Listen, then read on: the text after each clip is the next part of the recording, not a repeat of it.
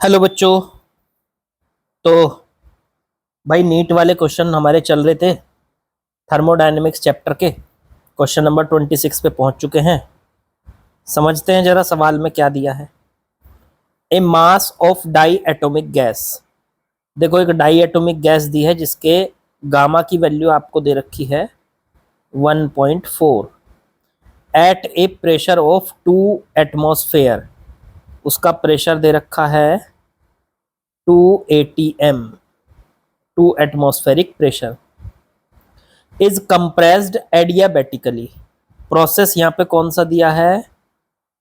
Process दिया है adiabatic process. Adiabatic process दिया है so that its temperature rises from 27 degree centigrade to 927 degree centigrade. इसका जो टेम्परेचर है वो 27 डिग्री से बढ़ा के 927 डिग्री सेंटीग्रेड कर दिया। The pressure of gas in the final state. Final state में गैस का प्रेशर कैलकुलेट करना है। तो ठीक है भाई, टेम्परेचर पहले कितना है 27 डिग्री सेंटीग्रेड और बढ़ा के कहाँ तक पहुंचा दिया 927 डिग्री सेंटीग्रेड तक। तो इसका फाइनल प्रेशर बताओ। पहला प्रेशर तो 2 atm, इसे P1 मान लो, और फाइनल प्रेशर बताना है P2। बड़ा आसान सा सवाल है। एडियाबैटिक प्रोसेस में जरा प्रेशर की और टेम्परेचर की टर्म में इक्वेशन बताओ क्या होती थी। एडियाबैटिक प्रोसेस में देखो तीन तीन आपके पास इक्वेशन होती थी। पी वी की power gamma is equal to constant, अगली थी टी वी की power gamma -1 is equal to constant, और एक थी टी की पावर गामा बटे पी की power gamma -1 equals to constant. अब हमें यहाँ पे ये वाली यूज करनी है। खुद सोचो क्यों? क्योंकि बात टेम्परेचर की और प्रेशर की हो रही है। देखो टेम्परेचर, फर्स्ट टेम्परेचर दिया फिर सेकंड टेम्परेचर दिया, ऐसे ही फर्स्ट प्रेशर दिया और सेकंड प्रेशर पूछ लिया। तो फॉर्मूला लगाना है हमको ये वाला जो यहाँ पे है, जहां मैं एरो घुमा रहा हूं, आपने दिखाई भी दे रहा होगा। ठीक है, ये वाला हमको फॉर्मूला लगाना है। चलो इसको लगाएं तो किस तरह से यूज करेंगे? हम इसको ऐसे भी तो लिख सकते हैं, T1 की पावर गामा बटे में P1 की पावर गामा -1 बराबर T2 की पावर गामा और बटे में P2 की पावर गामा -1। देखो मैं आपको एक चीज याद दिलाता हूं, अगर कहीं पे A बटे बी इक्वल्स टू कॉन्स्टेंट लिखा हुआ होता है तो आप उसको ऐसे लिख सकते हो A1 बटे B1 बराबर A2 बटे B2, ऐसे लिख सकते हो बच्चों। तो इस हिसाब से इसको लिख लिया हमने। अब T1 पता है, T2 पता है, P1 पता है, P2 निकालना है। चलो इसको इस तरह से लिख लो। पहले यहाँ पे ले आओ इसको T1 और इस T2 को इसके नीचे ले आओ यहाँ बटे में T2, और गामा इसकी पावर गामा इसकी भी पावर गामा। ऐसे P1 को यहाँ ले जाओ इसकी जगह, तो P1 की पावर गामा -1 और बटे में P2 की पावर गामा -1। अब आप इसको कर सकते हो T1 बटे T2 की पूरे की पावर गामा, ऐसे ही P1 बटे P2 की पूरे की पावर गामा -1। अब T1 टेम्परेचर कितना था? T1 था सर 27 डिग्री में था ना, 273 ऐड कर दो, देखो 300 हो गया, केल्विन में हो गया। ऐसे T2 निकालो तो 927 और इसमें भी 273 ऐड कर दो, तो ये हो गया आपका 1200 केल्विन। उठा के इनको रख दो यहाँ, और गामा की वैल्यू कितनी दे रखी 1.4, वो वैल्यू यूज कर लेंगे हम। चलो ठीक है, अब ये आ गया भाई साहब आपका T1 बटे में T2। तो T1 की वैल्यू कितनी थी 300 और बटे में T2 कितना है 1200 केल्विन की पावर गामा। गामा को लिख लो 1.4। चलो जी P2 P1 P1 था 2 atm, 2 atm 2 लिख रहा हूं बस, इसको फाइनल प्रेशर भी atm में ही आ जाएगा। और बटे में P2, इसको 2 लिख लिया मैंने, और गामा -1। चलो ये 0 से 0 कटी, 0 से 0 कटी, 3 से इसको डिवाइड किया, 1/4 आ गया, और पूरे की पावर 1.4 इक्वल्स टू 2 बटे, यहाँ पे भी लिख लो 1.4, देखो हटा के यहाँ गामा की जगह 1.4 लिख सकते हैं, तो ये आ गया 2/P2 की पावर 0.4, इसे लिख लो। अब यहाँ से हम पावर को जब एक साइड से दूसरी साइड ले जाते हैं तो हमेशा याद रखना है पावर अपॉन में होके जाती है, जैसे 1/4 है, उसकी पावर 1.4, अब इधर वाली जो ये पावर है 0.4, जब वो इधर जाएगी तो बटे में जाएगी, 0.4 हो जाएगी इधर जाके, और इधर रह जाएगा 2/P2, इधर की पावर खत्म। अब देखो पॉइंट से पॉइंट हट गया, 1/4 और उसकी पावर, अब इसे 2 से काट लो, ऊपर है 7 और बटे में 2, और 2/P2। अब 1 बटे, इसको 1/4 को लिख सकते हो 1/2 की पावर 2, और फिर पूरे की पावर, तो इसकी पावर 7/2 बराबर 2/P2।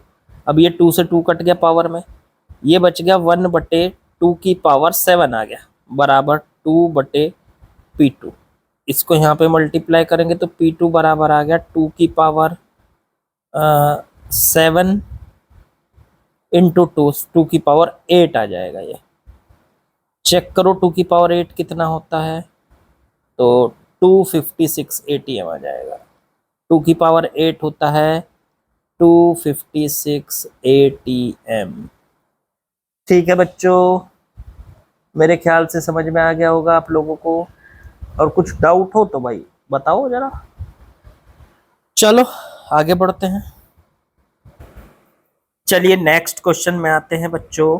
देखो इसमें क्या दिया है, इसमें दिया है if delta U and delta W represent the increase in internal energy and work done by the system, then in thermodynamic process which of the following is true, इनमें से कौन सा सच है। तो भाई साहब एडियाबैटिक प्रोसेस में, दूसरा है आइसोथर्मल प्रोसेस में, तीसरा फिर एडियाबैटिक प्रोसेस, फिर आइसोथर्मल। तो बस 2 चीजें देखनी है, एडियाबैटिक और आइसोथर्मल। तो आप एक बात बताओ, एडियाबैटिक प्रोसेस में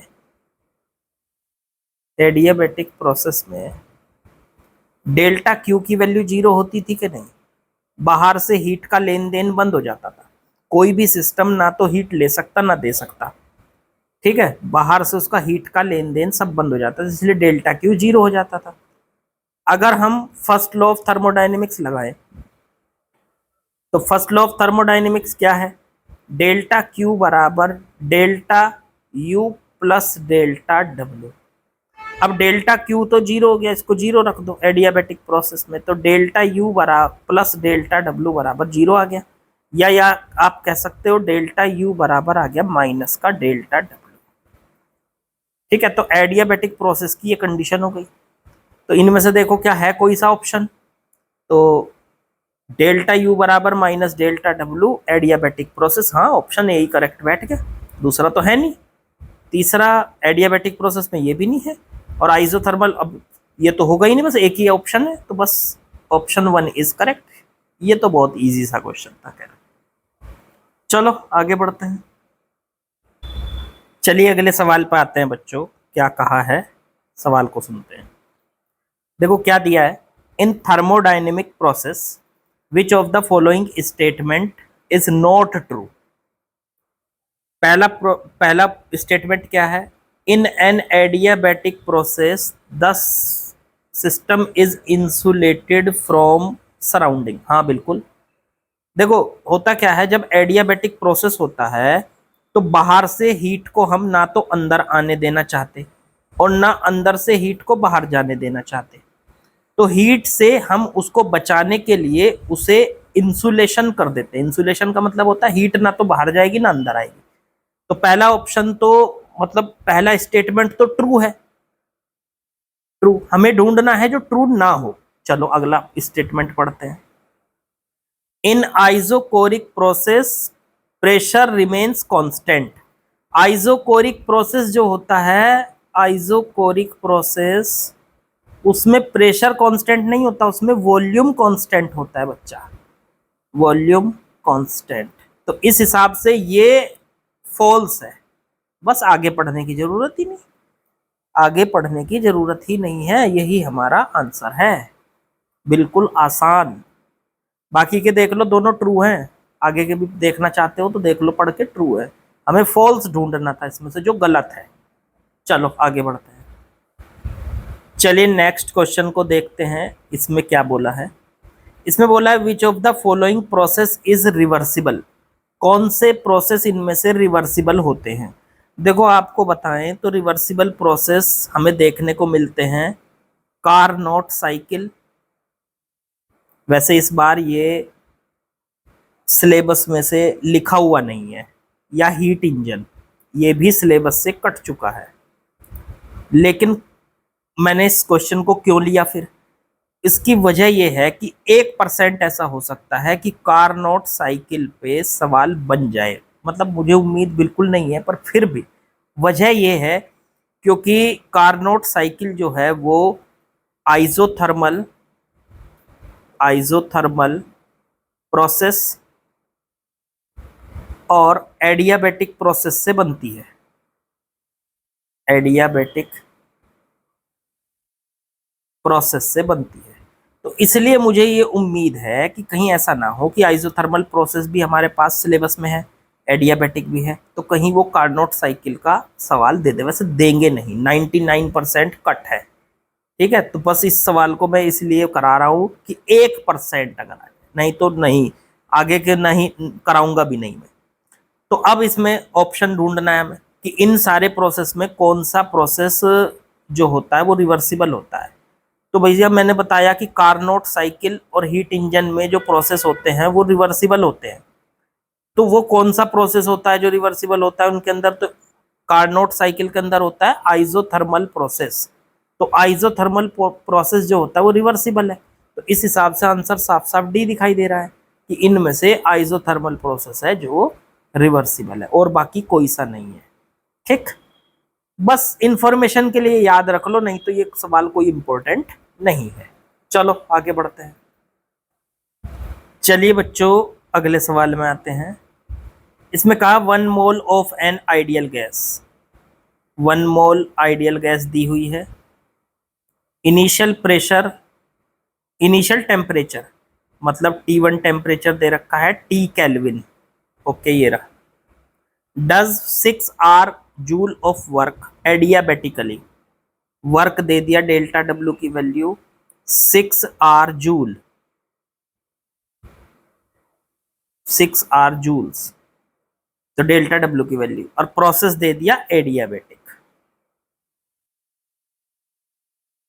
if the ratio of specific heats, अगर उसकी स्पेसिफिक हीट्स का रेशो मतलब Cp बटे Cv, ये होती है स्पेसिफिक हीट, इनका रेशो दे रखा है, यही होता है गामा, इसका रेशो दे रखा 5/3, मतलब गामा की वैल्यू कितनी दे रखी है 5/3, ये रही गामा की वैल्यू। तो final temperature of gas will be, final temperature पूछा है, T2 पूछा है। चलो जी करते हैं इसको। देखो एडियाबैटिक प्रोसेस में अगर आपको बताएं तो एडियाबैटिक प्रोसेस में वर्क का फॉर्मूला होता था P1V1 माइनस P2V2 बटे गामा -1, ये भाई वर्क का फॉर्मूला था। P1V1 को लिख सकते हैं nRT1 माइनस P2V2 को लिख सकते हैं nRT2 और बटे में गामा -1।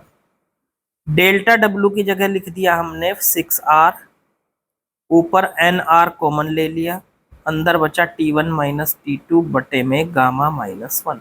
सबकी वैल्यू रख दो, R से R कट गया, n की वैल्यू रख दो यहाँ पे 1, T1 टेम्परेचर दे रखा है T और माइनस केल्विन में दे रखा, ठीक है, और माइनस T2 टेम्परेचर हमें निकालना है, बटे गामा की वैल्यू दे रखी है बच्चों 5/3 -1।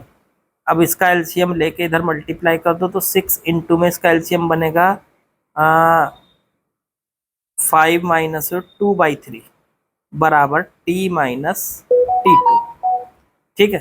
अब यहां से इसको काट दो, 2 टाइम्स ये हो जाएगा 4 बराबर t माइनस T2, T2 को इधर ले आओ, ये बन जाएगा t माइनस 4। लो जी, ये हो जाएगा हमारा answer t minus 4 kelvin. Option number D is correct. बिल्कुल आसान सा सवाल था, आपको बस ये फॉर्मूला याद होना चाहिए, एडियाबैटिक वर्क का फॉर्मूला क्या होता है, एडियाबैटिक प्रोसेस में वर्क का फॉर्मूला क्या होता है बच्चों। ठीक है, कुछ डाउट हो तो बताओ, कमेंट करो, कुछ भी डाउट हो तो। ठीक है, और बाकी कल करेंगे, लाइक शेयर सब्सक्राइब कमेंट वो सब आप कर ही दोगे। चलिए कल मिलते हैं।